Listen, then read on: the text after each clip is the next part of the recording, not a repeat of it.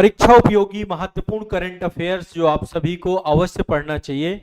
आप सभी का बहुत बहुत स्वागत है। करंट अफेयर्स के इस महत्वपूर्ण सेशन में आप सभी मेरे साथ जुड़ चुके हैं। करंट अफेयर्स के एक नवीनतम अंक में इत्मीनान से बैठ जाइए, साथ साथ नोट्स बनाते हुए जरूर चलिएगा।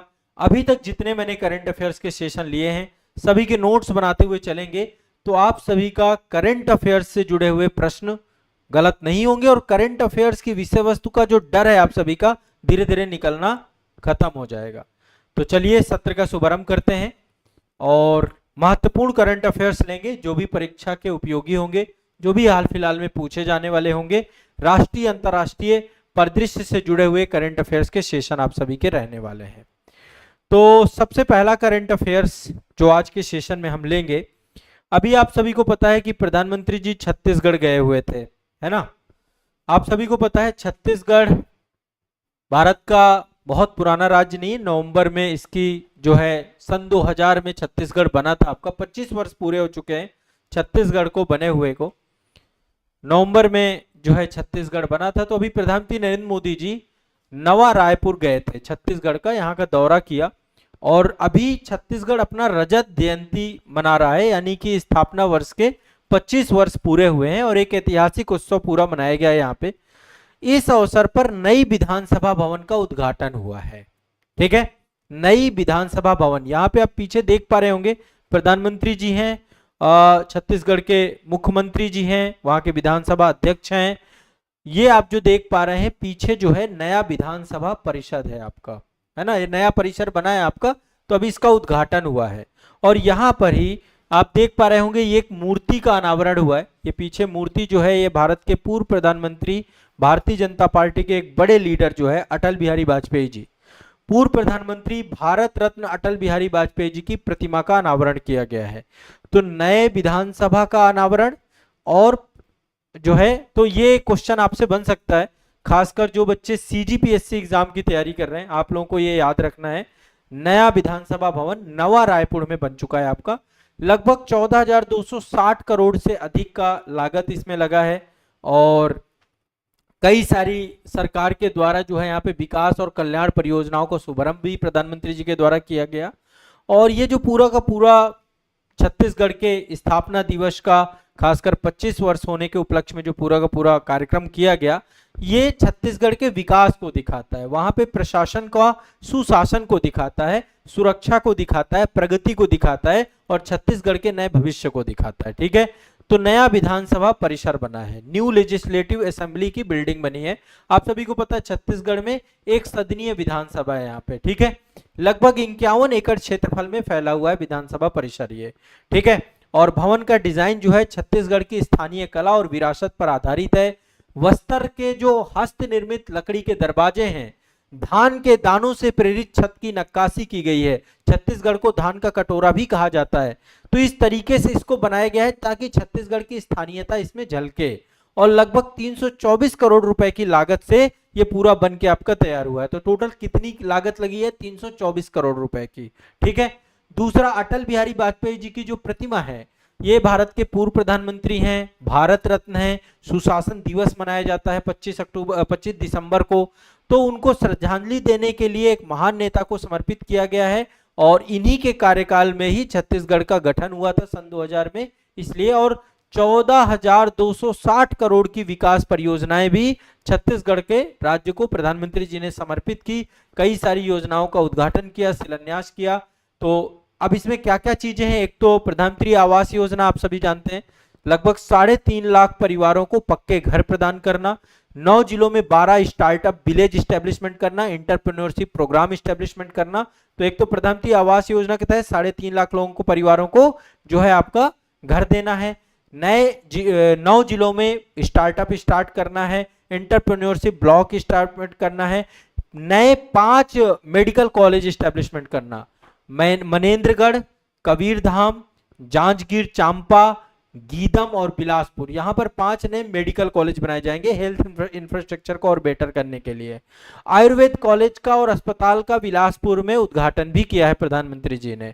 इसके अलावा Nagpur Jharsuguda gas pipeline establishment की जाएगी। नागपुर झारसुगुड़ा गैस पाइपलाइन, ये 500 किलोमीटर की पाइपलाइन है जो कि पूरे देश के काम आने वाली है, इसको भी समर्पित किया गया। और जो है छत्तीसगढ़ के 11 जिलों को राष्ट्रीय गैस ग्रिड से जोड़ दिया जाएगा। तो ये आपको दिमाग में बैठा के रखना है। छत्तीसगढ़ के जितने भी छात्र हैं जो कि सीजीपीएससी एग्जाम की तैयारी करते हैं उनके लिए इंपॉर्टेंट है, बाकी अन्य राज्य स्टेट पीसीएस और आईएएस के लिए भी ये बहुत इंपॉर्टेंट कंटेंट है। तो सांस्कृतिक और आध्यात्मिक बहुत सारी पहले की गई हैं। इस बीच में शहीद वीर नारायण सिंह जी का स्मारक बनाया गया है, जनजातीय स्वतंत्रता संग्राम सेनानी संग्रहालय का उद्घाटन किया गया नवा रायपुर में, और साथ में प्रधानमंत्री जी ने यहाँ पर जो है कई सारे बच्चों से संवाद भी किया। श्री सत्य साई संजीवनी अस्पताल में 2500 बच्चों से दिल की बात की, हृदय रोगी बच्चों के उपचार से जुड़ी हुई बातें की। तो दिल की बात मतलब हृदय से जुड़ी हुई बातें। साथ ही ब्रह्म कुमारी ध्यान और आध्यात्मिक केंद्र का भी उद्घाटन किया, जिसका नाम शांति शिखर रखा गया। तो ओवरऑल छत्तीसगढ़ का जो है गठन हुआ था 1 नवंबर सन 2000 को, ठीक है। 324 करोड़ की लागत से नया विधानसभा यहाँ बन रहा है। विधानसभा का क्षेत्रफल 51 एकड़ है। यहाँ की विकास परियोजना 14,260 करोड़ की जो है विकास परियोजनाएं हैं। मुख्यमंत्री यहाँ के विष्णुदेव साय जी हैं। राज्यपाल हैं यहाँ पे श्री रमेंद्र डेका या रमेन डेका के नाम से राज्यपाल हैं यहाँ के। और यह दौरा जो प्रधानमंत्री जी का था छत्तीसगढ़ की रजत जयंती उत्सव का था, और यह संदेश देना था कि राज्य की विकास, सांस्कृतिक गर्व और सामाजिक समावेशन में छत्तीसगढ़ राज्य नए युग में प्रवेश कर रहा है। उस दिशा में एक बहुत ही महत्वपूर्ण दौरे के तौर पे इसको देखा जा सकता है, ठीक है। तो ये एक बहुत इंपॉर्टेंट आपका जो है आप सभी को याद रखना है इस चीज को, ठीक है। क्लियर है। अब अगले चलते हैं। अगला जो है आप सभी को पता है कि भारत के जो संबंध है इस समय तालिबान से हमारे संबंधों में बेहतरी आई है। तालिबान जो अफगानिस्तान में जो है शासन कर रहा है, और भारत में पहला राजदूत नियुक्त करेगा तालिबान अब, ठीक है। अभी आप सभी को पता है कि जो है तालिबान के जो विदेश मंत्री थे या कहें अफगानिस्तान के विदेश मंत्री थे वो भारत आए थे, ठीक है। तो अभी भारत जो है एक तरीके से समझिए अगस्त 2021 से तालिबान की सत्ता में वापसी के बाद पहली बार अफगानिस्तान भारत में आधिकारिक रूप से अपने डिप्लोमेटिक रिलेशन को एस्टेब्लिशमेंट कर रहा है, और अफगानिस्तान जो है भारत के साथ कूटनीतिक संबंधों को बहाल कर रहा है। तो भारत और अफगानिस्तान के संबंधों में काफी बड़ा एक तरीके से शुरुआत माना जा सकता है। और अभी जो यहाँ के कार्यवाहक विदेश मंत्री आए थे आमिर खान मुत्ताकी, अक्टूबर 2025 में आए थे, नई दिल्ली की यात्रा में आए थे। उसके बाद से ये जो है एक नया आरंभ हो रहा है। तो कूटनीतिक जुड़ाव के तौर पे देखें, तालिबान द्वारा नई दिल्ली में राजनयिक भेजने का निर्णय एक अपने आप में इस पूरे दक्षिण एशिया की राजनीति को बदलेगा, भारत अफगानिस्तान संबंधों को बेहतर करने के रूप में जाएगा। एक चीज और दिमाग में बैठा के रखिएगा, भारत ने अभी तक तालिबान शासन को आधिकारिक मान्यता नहीं दी है। हमने केवल मानवीय और तकनीकी संपर्क बनाए रखने में लगातार काम किया है। हमने खाद्य और चिकित्सा सहायता दी है, हमने काबुल में तकनीकी मिशन को इस्टेब्लिशमेंट किया है, और भारत जो है अपने राजनयिक संबंधों के तौर पे हमेशा कूटनीतिक संबंधों को बढ़ोतरी देता है, ताकि किसी भी तरीके के वहां के जो सहयोग हो, भारत के द्वारा जो इनिशिएटिव चलाए जा रहे हो, चाहे वो मानवीय सहायता की बात हो, क्योंकि अभी आपको पता है अफगानिस्तान में जो है भूकंप भी आया था। तो लगातार भारत जो है इस पूरे क्षेत्र के साथ अपने जुड़ाव को बेहतर करने की दिशा में आगे काम कर रहा है। आप सभी जानते हैं हम आतंकवाद से पीड़ित देश हैं, तो ऐसे में आतंकवाद या सीमा पार जो गतिविधियां हो रही हैं, हमारी हमेशा ये कोशिश रहती है कि अफगानिस्तान का इसके लिए उपयोग ना किया जाए, अफगानिस्तान से भारत विरोधी गतिविधियां ना चलें। इसलिए अफगानिस्तान से हमें अपने संबंधों को बेहतर रखना पड़ेगा। साथ ही जो यहाँ पर रह रहे अल्पसंख्यक समुदाय हैं, जैसे सिख समुदाय या हिंदू समुदाय, उनकी सुरक्षा के लिए भी भारत को यहाँ पे डिप्लोमेटिक रिलेशन बना के रखना पड़ेगा। दूसरा, अमेरिका के जाने के बाद यहाँ की क्षेत्रीय स्थिरता की जिम्मेदारी भारत की है। क्यों? भारत इस क्षेत्र का सबसे बड़ा देश है और हमारा पड़ोसी देश है, तो यहाँ पे क्षेत्रीय स्थिरता बनी रहे, दक्षिण एशिया में बेहतर रहे चीजें, इसलिए भारत ने तालिबान सरकार के साथ डिप्लोमेटिक रिलेशन को फिर से बहाल किया है। हमने कोई मान्यता नहीं प्रदान की तालिबान को अभी, लेकिन फिर भी हम कूटनीतिक रिलेशन के माध्यम से एक जटिल क्षेत्रीय स्थिति को सुलझाने की दिशा में हम काम कर रहे हैं। अभी भारत के पड़ोस को आप देखें तो चाइना से हमारे रिश्ते अब सुधार की तरफ हैं। चाइना के साथ अभी हम अपने आयात को भी फिर से पुनर्बहाल कर रहे हैं। आयात अप्रूवल, जितने भी इंपोर्ट अप्रूवल थे, अभी इस पे मैं खबर लूंगा आप सभी की। पाकिस्तान के साथ हमारे रिश्ते पहले से ही खराब थे, ठीक है। मध्य एशिया देश जितने भी हैं उनके साथ हमारे रिश्ते बहुत अच्छे हैं। तो अफगानिस्तान एक तरीके से एक द्वार की तरह है, रसिया से हमारे रिश्ते अच्छे हैं। तो अब धीरे धीरे धीरे धीरे भारत जो है अफगानिस्तान से अपने रिश्तों को बेहतर करता हुआ आगे बढ़ रहा है, ठीक है। तो 1 से 2 नवंबर 2025 को नई दिल्ली में अफगानिस्तान अपना डिप्लोमेट भेज रहा है, अपना जो है दूतावास यहाँ ओपन कर रहा है। तालिबान सरकार के द्वारा नियुक्त ये पहला राजनयिक है, पहला डिप्लोमेटिक है। इससे पहले 2021 से पहले भारत के बहुत अच्छे रिलेशन थे अफगानिस्तान से, लेकिन तालिबान के आने के कारण से बीच में संवाद जो है आपका अस्थिर हुआ है। एक चीज और समझाना चाहता हूं, आप लोग चूंकि इतने बड़े एग्जाम की तैयारी कर रहे हैं, एक चीज अपने दिमाग में बैठा के चलिएगा, कभी भी कोई भी जो रिश्ते होते हैं वो रिश्ते परमानेंट नहीं खराब होते, है ना। डिप्लोमेसी में कोई भी चीज परमानेंट नहीं होती है, टेम्परेरी होती है ना। तो समय के साथ रिश्तों में एक बदलाव देखने को मिलता है, जो कि हमें देखने को मिल रहा है इस समय। तो एक आप इस बात को भी दिमाग में बैठा के रखिएगा, सभी के लिए एक इंपॉर्टेंट बात है। अभी आप सभी को एक बहुत महत्वपूर्ण खबर है। आप सभी को पता है आर्य समाज स्थापना किसके द्वारा की गई थी? आर्य समाज की स्वामी दयानंद सरस्वती जी। अभी अंतरराष्ट्रीय आर्य महासम्मेलन का आयोजन हुआ था 2025 में। 150 वर्ष पूरे हो रहे हैं आर्य समाज के, 150 वर्ष। नई दिल्ली में रोहिणी में प्रधानमंत्री नरेंद्र मोदी जी अंतरराष्ट्रीय आर्य महासम्मेलन 2025 को उन्होंने संबोधित किया। यह सम्मेलन महर्षि दयानंद सरस्वती की 200वीं जयंती और आर्य समाज के 150 वर्षों की सेवा के उपलक्ष्य में आयोजित किया गया अंतरराष्ट्रीय आर्य महासम्मेलन, ठीक है। अंतरराष्ट्रीय आर्य महासम्मेलन, इसका नाम ज्ञान ज्योति महोत्सव भी दिया गया। ज्ञान ज्योति महोत्सव का ही हिस्सा था ये आपका, ठीक है। तो आप सभी जानते हैं स्वामी दयानंद सरस्वती को सभी जानते हैं। वे वो व्यक्ति हैं जिन्होंने भारत की प्राचीन संस्कृति की गौरव गाथा को फिर से पुनर्स्थापित का काम किया और इसके लिए इन्होंने आर्य समाज की स्थापना की थी। तो अंतरराष्ट्रीय ज्ञान ज्योति महोत्सव भी मनाया गया था, उसी में ही अंतरराष्ट्रीय आर्य महासम्मेलन हुआ। आर्य समाज के 150 वर्ष पूरे हुए और उसे 150 वर्ष पूरे होने के कारण से समाज सेवा का उत्सव मनाया गया। दयानंद सरस्वती जी के सुधारवादी जो उनके विचार थे, उन विचारों को वैश्विक स्तर पर पुनः स्थापित करने के लिए काम किया गया। प्रधानमंत्री नरेंद्र मोदी जी भी इस कार्यक्रम का हिस्सा बने और उन्होंने स्मारक सिक्का, डाक टिकट, ये सब कुछ जारी किया और आर्य समाज की गौरवशाली विरासत को जो है उन्होंने संबोधित किया, ठीक है। तो आर्य समाज की स्थापना 1875 को हुई थी। अभी चल रहा है 2025, समय काल कितना पूरा हो चुका है? 150 वर्ष। आर्य समाज याद कर लेना, मैंने मॉडर्न हिस्ट्री की क्लास में बहुत डिटेल में पढ़ाया है, ठीक है।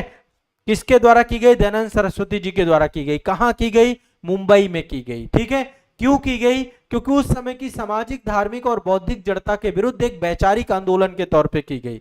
उस समय चूंकि आप पता है 19वीं सदी में जो सामाजिक धार्मिक सुधार आंदोलन है, उनमें चाहे ब्रह्म समाज रहा हो, आर्य समाज रहा हो, या जो विवेकानंद जी के द्वारा प्रारंभ किया गया थियोसॉफिकल सोसाइटी रही हो, सभी के सभी का एक बहुत इंपॉर्टेंस है। तो औपनिवेशिक शासन के दौरान जब भारतीय समाज अंधविश्वास, पाखंड, जातिगत भेदभाव से जकड़ा हुआ था, तब आर्य समाज ने वेदों की ओर लौटो का संदेश दे करके भारत को आत्मगौरव, तार्किक सोच, इन सबको पुनः जीवित करने का काम किया। इसलिए दयानंद सरस्वती जी का एक बहुत महत्वपूर्ण योगदान होता है। इनकी एक पुस्तक है सत्यार्थ प्रकाश, बहुत जबरदस्त। इन्होंने पाखंड खंडनी पताका भी फहराई थी। तो 150 वर्षों में आर्य समाज ने शिक्षा के क्षेत्र में, स्त्री शिक्षा के क्षेत्र में, स्वदेशी आंदोलन के क्षेत्र में, सामाजिक सुधार के क्षेत्र में गहरा योगदान किया है। और आर्य समाज के विद्यालय भी हैं, जैसे जितने भी आप देखते हैं ना, दयानंद एंग्लो वैदिक विद्यालय होते हैं, डीएवी कॉलेज, गुरुकुल कांगड़ी भी आपका जो है हरिद्वार में बहुत बड़ा विद्यालय है। तो प्रधानमंत्री जी ने इस सम्मेलन का हिस्सा लिए। 150वीं वर्षगांठ में उन्होंने बताया कि आर्य समाज केवल एक समुदाय नहीं है, बल्कि पूरे राष्ट्र की वैदिक पहचान के तौर पे है। आर्य समाज सदैव भारत की अस्मिता, भारतीयता और आत्मगौरव को संरक्षित रखा है। दयानंद के विचारों से ही आगे चल के हमारी जो स्वतंत्रता आंदोलन है पूरा उत्प्रेरित हुआ, चाहे वो लाला लाजपत राय हो, राम प्रसाद बिस्मिल राय हो, इन सब क्रांतिकारियों को दयानंद सरस्वती जी ने प्रेरित किया। और प्रधानमंत्री जी ने ये कहा कि भारत की प्रगति वैश्विक कल्याण में योगदान दे रही है, यानी वसुधैव कुटुंबकम की भावना भी आर्य समाज की ही देन है। तो आर्य समाज भारत ज्ञान मिशन, प्राकृतिक खेती, जल संरक्षण अभियानों में लगातार कंटिन्यूअस काम भी कर रहा है और प्रधानमंत्री जी ने आह्वान भी किया कि इस दिशा में और भी काम करिए। यदि मैं दयानंद सरस्वती जी की बात करूं तो 1824 में से लेकर के 1883 तक इनका समयकाल जीवन था। 1883 में जो है एक महान समाज सुधारक थे, वेदज्ञ थे, वैदिक पुनर्जागरण के अग्रदूत थे। इन्होंने वेदों की और लौटों की बात कही। इन्होंने कहा अंधविश्वास खत्म होना चाहिए, मूर्ति पूजा का विरोध किया, ज्ञानों को, वेदों को ही ज्ञान का स्रोत बताया। इन्होंने सामाजिक समानता की बात की, जिसमें स्त्री अधिकारों की बात की, इन्होंने स्त्री शिक्षा की बात की, इन्होंने जन्म आधारित भेदभाव को, जातिगत भेदभाव को समाप्त करने की बात की, कर्म आधारित भेदभाव को, वैदिक भेदभाव, वैदिक काल में कर्म आधारित था सारा का काम, ऋग्वैदिक काल में तो कर्म आधारित सम्मान की बात रखी। इन्होंने, स्वामी जी ने विदेशी प्रभावों से मुक्त होने के लिए, भारत को औपनिवेशिक दासता को समाप्त करने के लिए, राष्ट्र निर्माण की दिशा में काम करने के लिए इन सभी पर विशेष बल प्रदान किया था और हमेशा सादगी, अनुशासन और परोपकार के पक्षधर थे। सादा जीवन श्रेष्ठ विचार को लेकर के स्वामी दयानंद सरस्वती सदैव चले हैं। तो दयानंद सरस्वती एक महान व्यक्तित्व थे, उनका दर्शन अपने आप में बहुत बड़ा था और इन्होंने लोगों के जीवन को प्रभावित किया है। ठीक है, तो दयानंद सरस्वती जी के द्वारा स्थापित आर्य समाज के 150 वर्ष, दयानंद सरस्वती जी के 200 वर्ष पूरे होने की इस मौके पर यह पूरा कार्य किया गया था। ठीक है, दिमाग में बैठा के रखिएगा। तो छत्तीसगढ़ विधानसभा के बारे में बात हो गई, दयानंद सरस्वती जी के बारे में बात हो गई। अब एक ये बहुत इंपॉर्टेंट एक फैक्ट है, अभी आप समझिए कि भारत में बहुत सारे ऐसे शहर हैं जो लगातार विभिन्न समस्याओं से घिरे हुए हैं। ठीक है, जैसे ठोस अपशिष्ट प्रबंधन, सॉलिड वेस्ट मैनेजमेंट, नागरिक प्रतिक्रिया, सिटीजन फीडबैक जो आपका है, स्वच्छता का स्तर, स्वास्थ्य का स्तर, नवाचार को लेकर के काफी सारे काम किए जा रहे हैं। अभी हाल ही में एक रिपोर्ट जारी की गई है, स्वच्छ सर्वेक्षण 2025 की रिपोर्ट, और इस रिपोर्ट के अंतर्गत एक बार फिर से भारत के शहरी स्वच्छता प्रयासों में गहरी असमानता देखने को मिली है। और छोटे शहरों में स्वच्छता बनी हुई है अभी भी, लेकिन जो बड़े बड़े शहर हैं हमारे देश के, खासकर महानगर, वो लगातार पीछे जाते जा रहे हैं। और इस बार बड़ा शॉकिंग था कि मदुरै, जो कभी टॉप 3 में हुआ करता था, वो भारत का सबसे गंदा शहर बन चुका है। मतलब भारत का सबसे गंदा शहर मदुरै को इस बार रिपोर्ट किया गया है। ठीक है, भारत का सबसे गंदा शहर कौन सा है? मदुरै, उसको रिपोर्ट किया गया है। तो स्वच्छ सर्वेक्षण का एक वार्षिक स्वच्छता सर्वेक्षण यह आवास और शहरी कार्य मंत्रालय के द्वारा जारी किया गया स्वच्छ भारत मिशन शहरी के अंतर्गत आयोजित किया गया, जिसमें भारत के शहरों का मूल्यांकन किया जाता है कि किसी शहर में वहां पे सॉलिड वेस्ट मैनेजमेंट कैसा है, ठोस अपशिष्ट प्रबंधन कैसा है, कैसा वहां पे सिटीजन फीडबैक कैसा है, स्वच्छता और स्वास्थ्य का स्तर कैसा है, नवाचार और सर्वोत्तम प्रथाएं कैसी हैं। और यह सर्वेक्षण 4000 से अधिक शहरी निकायों को कवर करता है, उनके प्रदर्शन के आधार पर रैंकिंग जारी करता है, प्रतिस्पर्धा और सतत सुधार को प्रोत्साहित करता है। तो हमारे देश के सबसे 10 गंदे शहर जो स्वच्छ सर्वेक्षण के तहत निकले हैं, नंबर 1 में मदुरै है। नंबर 1 में क्या है? मदुरै। नंबर 1 में मदुरै है, नंबर 2 में लुधियाना है, नंबर 3 में चेन्नई है, लुधियाना, और नंबर 3 में चेन्नई है। चेन्नई याद कर लीजिए, ये तीनों टॉप 3 बस आपको बता रहा हूं। ठीक है, चौथे नंबर पे रांची आती है, फिर बेंगलुरु आता है। ठीक है, टॉप 10 में दिल्ली भी है। अब बड़े महानगर पिछड़ क्यों रहे हैं? चाहे दिल्ली हो, चेन्नई हो, बेंगलुरु है, ये क्यों पिछड़ रहे हैं? क्योंकि तेजी से शहरीकरण हो रहा है, अपशिष्ट पृथक्करण अच्छा नहीं है, नागरिक अनुशासन में गिरावट है और शहर जो है लगातार पिछड़ते जा रहे हैं। छोटे शहरों में देखिए, इंदौर सबसे स्वच्छ शहर है। इस बार एसएसएल भी बनाया गया, सुपर स्वच्छ लीग बनाया गया, जिसमें 3 शहरों को रखा गया, इंदौर, सूरत और नवी मुंबई, है ना। अहमदाबाद को इस बार सबसे स्वच्छ शहर का भी दर्जा दिया गया। तो छोटे शहरों में इंदौर, सूरत, नवी मुंबई, ये शहर लगातार शीर्ष में हैं, क्योंकि यहाँ पे नागरिक भागीदारी, देखो बिना जनता के भागीदारी के कुछ भी पॉसिबल नहीं है। नगर पालिका प्रबंधन, इन सब का एक बहुत इंपॉर्टेंट है। और गार्डन सिटी कहलाने वाला शहर है आपका बेंगलुरु। बंगलुरु अब अनियंत्रित कचरा निपटान, ठीक है, यहां पर जाम नालियां इन सब से जूझ रहा है। तो इन सभी समस्याओं के समाधान के तौर पे आप मदुरई को देख सकते हैं। चेन्नई और दिल्ली की बात करें तो यहाँ पे ठोस अपशिष्ट प्रबंधन वाली बात है, जल भराव की समस्या है, कमजोर स्वच्छ तंत्र है, दीर्घकालिक शहरी नियोजन है ना, इन सबको भी आप देख सकते हैं। पर्यावरणीय संकट भी देखने को मिलता है, अप्रबंधित ठोस कचरा, गंदे नाले, प्रदूषण, वायु और जल गुणवत्ता, स्वास्थ्य, जन स्वास्थ्य और पर्यावरण जोखिम, ये सारी चीजें देखने को मिलती हैं। तो ऐसे में घर घर कचरा जो है संग्रहण, जो है अभी आप देखते हैं नगर पालिका की गाड़ियां आती हैं जहां घर घर से जो है कचरा उठाते हैं। रिसाइकलिंग का काम करना, नागरिक जागरूकता का काम करना, सहभागिता का काम करना, ये सब चीजें जो है धीरे धीरे इनकी रैंकिंग को सुधार सकती हैं। लेकिन अभी आप देखते हैं अनियोजित शहरी विकास हो रहे हैं, नागरिक जागरूकता का अभाव है, अपशिष्ट पृथक्करण में कमी है, कमजोर प्रवर्तन है, और नालियां नहीं है कई जगह पे, और बड़े बड़े जगहों पर लैंडफिल नहीं है जहां पर डंपिंग यार्ड बनाया जा सके कचरे का, अनुचित गंदा पानी हर जगह पहुंच रहा है, वाटर ट्रीटमेंट अच्छा नहीं है। तो ऐसे में सरकार को इन दिशाओं में काम करना चाहिए, नगर पालिका नगर निगमों को काम करना चाहिए, नागरिक जागरूकता को बढ़ाना चाहिए, तब जाके चीजें बेहतर होंगी। तो सबसे गंदा शहर कौन सा है? मदुरई, ठीक है, ये भी आपको दिमाग में बैठा के चलना है। एक खबर आपकी ये हो गई। अब एक खबर जो ये भी बहुत इंपॉर्टेंट है, इसके बारे में मैंने अभी जिक्र भी आप सभी से किया था कि भारत जो है, आप सभी को पता है कि भारत और चीन के बीच में काफी तनाव चल रहा था एक समय से। अभी एससीओ शिखर सम्मेलन के बाद से तनाव में सामान्य चीजें बनी है। 2020 में आपको पता है गलवान घाटी में संघर्ष हुआ जब कोविड चल रहा था, 2020 के मध्य में भारत और चीनों के संबंध बिगड़ गए थे। भारत ने चीन की कई सारी वस्तुओं के जो इंपोर्ट अप्रूवल थे उनको खत्म कर दिया था, उनको बैन कर दिया था, आयात अनुमोदनों को रोक लगा दिया था, और बहुत सारी जो सरकार के द्वारा जो नॉन टैरिफ प्रतिबंध भी लगाए गए थे, ठीक है। तो कई सारे सरकार ने प्रतिबंध लगाए थे, और बहुत सारी विदेशी उत्पादन इकाइयों के लिए मैंडेटरी सर्टिफिकेशन कर दिया था। इलेक्ट्रॉनिक्स, दूर संचार उपकरण और औद्योगिक माल के लिए सरकार के द्वारा मंजूरी में देरी कर दी गई थी। पड़ोस से जितने भी एफडीआई आ रहा था, एफडीआई से सरकार लगातार निगरानी रख रही थी। तो मल्टीपल प्रतिबंध लगाए गए थे चाइना के ऊपर। क्यों लगाए गए थे? क्योंकि गलवान में लगातार हमारे सीमाई जो है संबंध बिगड़ रहे थे और लगातार झड़पें देखने को मिल रही थी।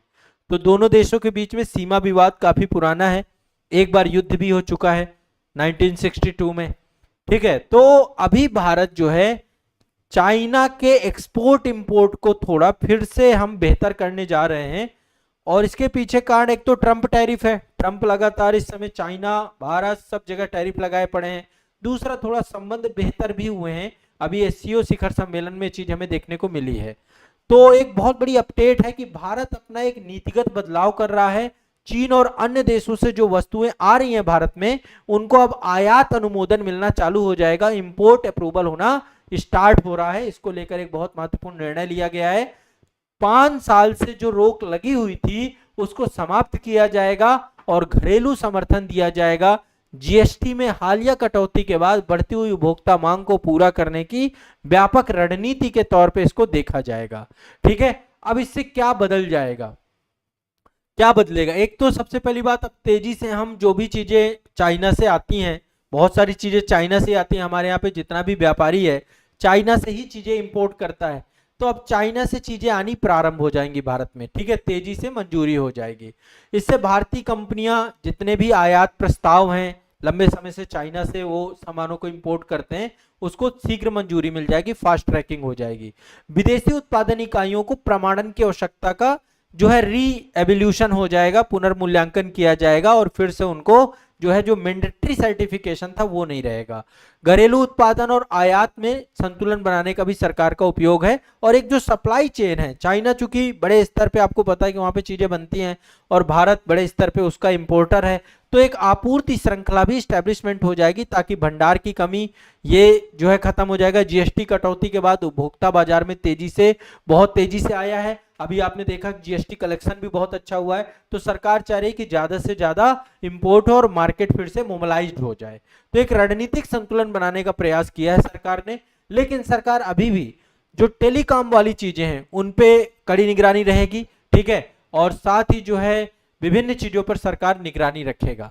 ठीक है, तो ये आपको दिमाग में बैठा के चलना है। पूर्ण प्रतिबंध हटाने की बजाय एक टारगेटेड नीतिगत नरमी का सरकार का एक प्रयास है और इससे अर्थव्यवस्था हमारी बूस्ट होगी, ट्रंप टैरिफ का प्रभाव भी कम होगा। तो भारत चाइना से लगे हुए इंपोर्ट अप्रूवल को अब समाप्त करने की कोशिश कर रहा है और अप्रूवल को फिर से बहाल कर रहा है ताकि चाइना से गुड्स अब भारत में आ सके। तो एक ये भी आपको ध्यान में रखना है। और एक बहुत इंपॉर्टेंट खबर है, आप सभी उत्तर कोरिया के बारे में जानते हैं। उत्तर कोरिया के राष्ट्र प्रमुख, जो यहाँ के औपचारिक राष्ट्र प्रमुख थे, राष्ट्राध्यक्ष थे, किम वंश में सबसे लंबे समय काल तक सेवा देने वाले एक नेता में से एक, जिनका नाम है किम योंग। किम योंग नाम, पूरा नाम है इनका किम योंग नाम। अभी इनका निधन हो गया है। किम योंग नाम का निधन हो गया है अभी हाल ही में। किम योंग का अभी हाल ही में निधन हो गया है। ठीक है ना, इनका अभी हाल ही में निधन हो गया है। और आप सभी जानते हैं किम जोंग यूंग यहाँ के जो है शासक हैं और एक कैसे शासक हैं, एक तानाशाह शासक के तौर पे हम जानते हैं। लेकिन जो यहाँ पे औपचारिक राष्ट्राध्यक्ष थे, किम वंश के सबसे लंबे समय तक सेवा देने वाले नेता थे, क्या नाम है, किम योंग नाम। ठीक है, 97 वर्ष की आयु हो चुकी थी और अभी इनका जो है ये अब नहीं रहे और ये भी आपको ध्यान में रखना है। ठीक है, लगभग 7 दशकों तक 70 साल से अधिक राजनीतिक कैरियर इनका रहा और कोरिया के इतिहास में सबसे लंबे प्रशासनिक कार्यकालों में से एक था। और लंबे समय काल तक जो है ये किम जोंग यूंग है अभी, है ना। और ये किम जोंग यून के रिश्तेदार नहीं है, ठीक है, लेकिन एक विश्वास बहाली थी और साथ में ये पूरे राष्ट्र को ठीक है। और इन्होंने जो है कोरियाई युद्ध में भी भाग लिया है, साथ ही जो है विदेश मंत्री रहे जब ये 1883 से 1898 में सोवियत संघ के पतन के बाद अंतरराष्ट्रीय अलगाव की स्थिति और उस समय कूटनीति इन्होंने संभाला। पोलित ब्यूरो के सदस्य भी रहे 1978 में। औपचारिक राष्ट्राध्यक्ष 1998 से 2019 तक रहे। प्रेसिडियम अध्यक्ष के तौर पे रहे और इन्होंने नैम के सम्मेलनों में भाग लिया, कई सारे वैश्विक मंचों में भाग लिया। तो अल्टीमेट इनका एक बहुत बड़ा इतिहास है। तो ये एक निधन के तौर पे है, इसको भी दिमाग में बैठा के चलिएगा। तो ये कुछ खबरें हैं हमने जो डिस्कस की हैं, आज के लिए इतना ही इंपॉर्टेंट है।